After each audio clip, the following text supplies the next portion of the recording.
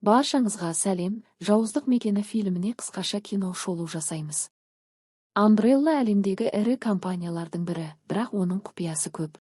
Белгісіз адам зертханадан құпияты вирусының үлгілерін ұрлап қашып кету кезінде штамм бар бір колбаны әдейі сындырады. Қорғаныс жүйесі іске қосылды, орталық компьютер вирустың таралуын болдырмау үшін кеңсеге газ жібереді және кешеннің барлық жұмысшыларын өлтіреді. Басты кейіпкер Алиса өзінің өткенін есіне түсіре алмай, зәулім сарайдың рухында есін жинайды.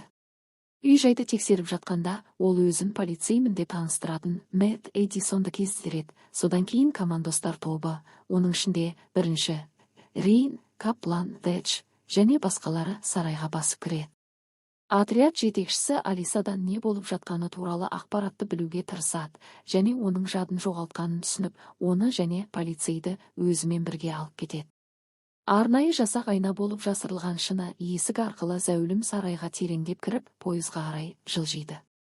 Рейн вагонның қуатын қалпына келтіреді, содан кейін Элис, Мэтт және командалық жасақ пойызға мінеді. Пойызда келе жатып, олар есте сақтау қабілетін жоғалтқан белгілі бір Спенсерді табады.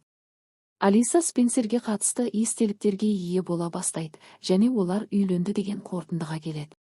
Топ құмырсқа ұясы деп аталатын жерасты зертханасына жеткеннен кейін олардың бар жоғын қызыл патшайым орталық компьютері анықтайды. Umbrella корпорациясының құпия зертханасы Ant-Hill Raccoon Cityдің астында орналасқан. Бұл зертхана қауіпті вирустарды зерттеуге арналған. 5 сағат бұрын зертхананың қауіпсіздік жүйесін басқаратын қызыл патшайым істен шығып, барлық қызметкерлерді өлтіреді. Осы жағдайға жауап ретінде компания қауіпсіздік жүйесін өшіру үшін арнайы жасақ жібереді. Топтың жетекшісі Алисаға олардың мақсаты Ant-Hill зертханасына ену екенін түсіндіреді. Элис пен Спенсер бұл миссияның мүшелері бұрын корпорацияның құпия қызметкерлері болып жұмыс істеп, осы мақсат үшін некеге тұрған. Олардың естеліктері зертхана қауіпсіздік жүйесінің жүйке газынан әсер етіп жоғалып кеткен. Енді команданың алдында уақыт шектеуі бар. Егер олар белгілі уақыт ішінде қызыл патшайым жүйесін өшіре алмаса, зертхана мөрленіп, барлығы тірідей көміліп қалады. Қызыл патшайымның камераларына жеткенде, арнайы жасақ командирі мен 3 сарбаз лазермен дәлізде қалып қойғаннан кейін өледі. Тек Алиса, Спенсер, солдат Каплан, Мэтт, Рейн және Ведж тірі қалды. Алиса мен Каплан қызыл патшайымның барлық өндіруіне қарамастан оны өшіреді. Нәтижесінде барлық жабық есіктер ашылып, вирустың әсерінен зомбиге айналған барлық қызметкерлер босатылады. Олар тірі қалған адамдарға шабуыл жасайды, және олардың бірі Рейнді тістеп алады. Қатал төбелестің нәтижесінде Ведж өліп, Элис пен Мэтт топтан бөлініп шығады. Элис Мэттің бүкіл ел бойынша іздеуде жүргенін біледі. Ол әкесі Лизаның көмегімен вирус деп аталатын эксперименталды вирусты қарудың үлгісін алуға тырысты.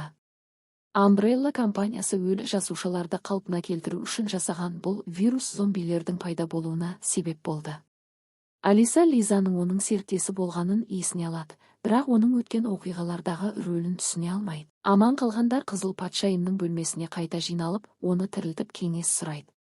Патшайым зомбилердің табиғаты және оларды өлтірудің тиімді жолдары туралы айтады.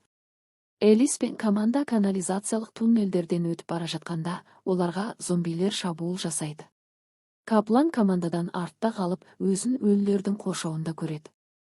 Алиса Рейнді құтқара алатын антивирус бар екенін есіне алады, бірақ олар зертханаға келгенде оның үлгісін таппайды. Кенет Алиса мен Спенсердің жады қайта оралады. Вирусты ұрлап, зертхананы апатқа ұшыратқан Спенсер екені белгілі болды. Ол барлығын лабораторияға қамап қашып кетеді. Пойыздың жанында Спенсерге мутант құбыжық Лизун шабуыл жасайды. Қызыл патшайым Алиса мен Мэттке есік ашылу үшін көмек ұсынады, бірақ оның орнына олардан жұқтырған Рейнді өлтіруді сұрайды. Жағдай Спенсерді өлтіріп, жаңа дәңкі әсерінен мутацияға ұшыраған Лизунның зертханаға асығуымен қиындайды. Алиса қабырғада орналасқан мониторды соғып, қызыл патшайым кенет сөніп қалады, есік ашылады, және зомбилерден қашып кеткен Каплан пайда болады. Ол жүйені өшірді. Барлық батырлар пойызға келеді. Алиса мутацияға ұшыраған Спенсерді балтамен өлтіреді. Вирус пен антивирус салынған чемоданды алып, неке сақинасын еденге лақтырады. Барлығы пойызға мініп зертханадан шығады. Алиса Рейн мен Капланға антивирус енгізеді. Кенеттен пойызға Лизун шабуыл жасайды. Ол Капланды өлтіріп, Мэтті жарақаттады. Алиса Слаймердің тілін еденге түйреп үлгерді. Мэтт Лизунды пойыздан лақтырып тастау үшін люкті ашқалы жатыр, бірақ оның жолында зіге айналған иттергі болады. Мэтт оны атып өлтіреді. Оның денесі түймеге түсіп, люкті ашу механизмін іске қосады. Нәтижесінде Лизун шпалдарға құлап өледі. Мэтт пен Алиса сарайға кіреді, өйткені зертхананың есіктері олардың артында құлыптаулы. Кенеттен Лизун жаралаған Мэтт жара кезінде оның қанына енген вирустың әсерінен мутацияға ұшырайды. Алиса оған антивирус енгізбекші, бірақ Umbrella корпорациясының ғалымдары сарайға басып кіріп, оларды әр түрлі бағыттарға апарады. Есін жоғалтқанға дейін Алиса әңгімені ести алды, одан компанияның құмырсқа илеуін қайта ашқысы келетіні белгілі болды. Элис кейінірек Ракон қаласындағы ауруханада оянады. Басты кейіпкер көшеге шығып айналаның қирауы мен қаңырап тұрғанын көреді. Газеттердің бірінің тақырыбы «Өлгендер жүріп жатыр». Ол жақын маңдағы полиция көлігіне барып, мылтықты алып, болтты тартады. Umbrella корпорациясы құмырсқа илеуін ашу үшін жаңа топ жинады, бірақ операция бақылаудан шығады. Жиналған топқа жұқпалы ауруды жұқтырғандар шабуыл жасайды, және ауру ошаға тарай бастайды. Осыдан кейін корпорация маңызды ғалымдарды Ракон қаласынан эвакуациялауды бастайды. Бірақ олардың бірі доктор Чарльз мектепте оқитын қызынсыз барғысы келмейді. Корпорация қызметкерлері оны алып кетеді. Қайтар жолда бетон араластырғыш машинаға соғылады. Кортеж қызсыз қаладан шығады. 13 сағаттан кейін қалада ауруды жұқтырғандар пайда болады. Джилл өз станциясына келіп тұтқынға алынған зомбилерді өлтіреді және барлығына қаладан қашуға кеңес береді. Ракон Ситиден жалғыз шығу корпорацияның бақылау өткізу пункті орналасқан қарға қақпасы көпірі арқылы жүзеге асырылады, өйткені барлық басқа шығатын жолдар жабық. Бүкіл қала көпірге асығады. Қала тұрғындарының бірі зомбиге айналғанда, ол сержант Пейтонды тістеп алды, Джилл оны атып тастайды. Майор Тимоти вирустың таралып жатқанын түсініп қақпаларды жабуды бұйырады. Қақпаның сыртында қалғандардың барлығына қалаға қайту бұйырылды. Ракон қаласы зомбилерге толы. Қол шатырдың жалдамалы сарбаздары бар, тікұшақтан олар шатырлардың бірінде зомби қуып келе жатқан әйелді байқайды. Жалдамалылардың бірі Карлос ұшқыштан көмекке түсуді талап етеді. Ұшқыш бас тартады. Содан кейін Карлос жолдастарының көмегімен төмен түсіп жұқтырғандарды атып тастайды. Қалған жалдамалылар оның соңынан түседі. Бірақ аман қалған әйелді жұқтырғандар тістеп алған, ол шатырдан секіріп қаза болады. Тікұшақ ұшып кетеді. Оливера бастаған жалдамалылар қаладан шығуға тырысады. 3 жалдамалы ғана тірі қашып құтылады. Карлос пен 2 ресейлік Николай мен Юрийді тістеп алған.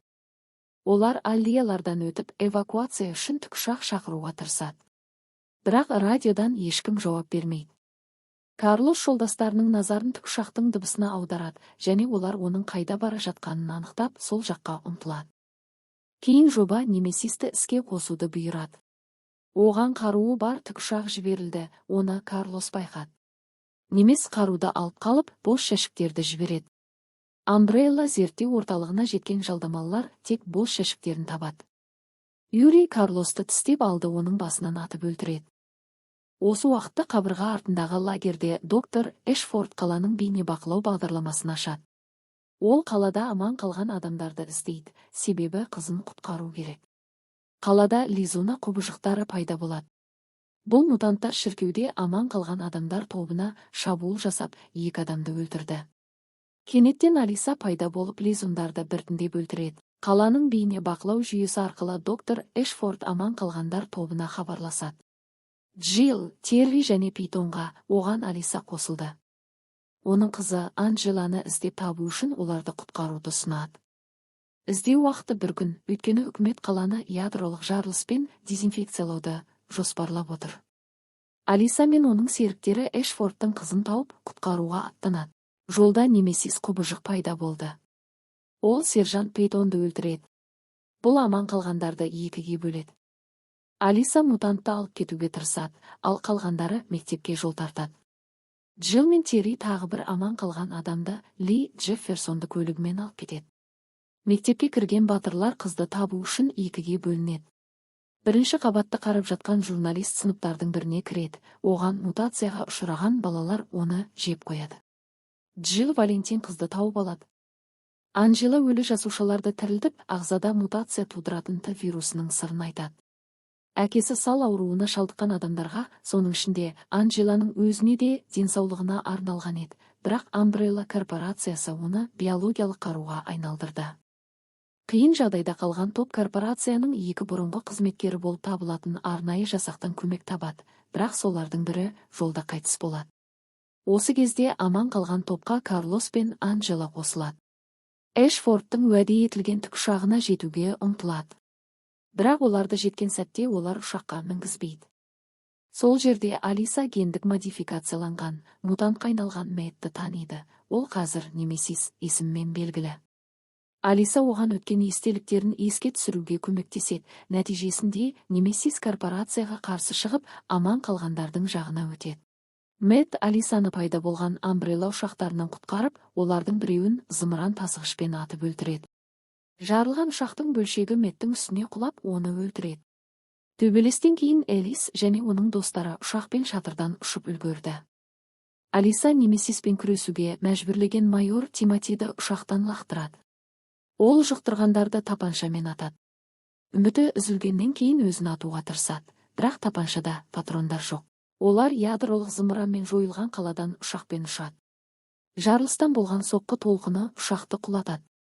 Umbrella корпорациясы баспасөзге Чернобыльдағы жарылыстан кейінгі ең ауыр оқиға Ракон-Ситиде атом электр станциясының апаты болғаны туралы хабарлама таратады. Ұшақ апатынан кейін Алисаның денесі табылып, оны Umbrella корпорациясының зертханасына жеткізеді. Ол сонда есін жинап оянады, бірақ бастапқыда ештеңені есіне түсіре алмайды. Тек есімі есіне түскенде, оның жадында барлық естеліктер қайта оянып, менің атым Алиса, бәрі есімде деп айтады. Осыдан кейін Алиса күзетшілер мен зертхана қызметкерлеріне қарсы шығып, олардан қашуға тырысады. Тіпті ол ерекше қабілеті арқылы қауіпсіздік камерасына қарап, күзетшілердің бірін өлтіреді. Зертханадан шыққанда, оны сыртта корпорация қызметкерлерінің кейпіне енген достары көлікпен күтіп тұрады. Олардан Алисаны шығарып жіберуге бұйрық береді, және ол зертханадан шығып кетеді. Алиса кеткеннен кейін зертхана меңгерушісі Алиса бағдарламасы іске қосылды деп хабарлайды. Сол сәтте Алисаның көз қарашықтарында Umbrella компаниясының логотипі пайда болады. Бұл оның әлі де корпорацияның бақылауында екенін білдіреді. Кино шолу ұнаса арнаға жазылып, пікір қалдыруды және лүпіл басуды ұмытпаңыз.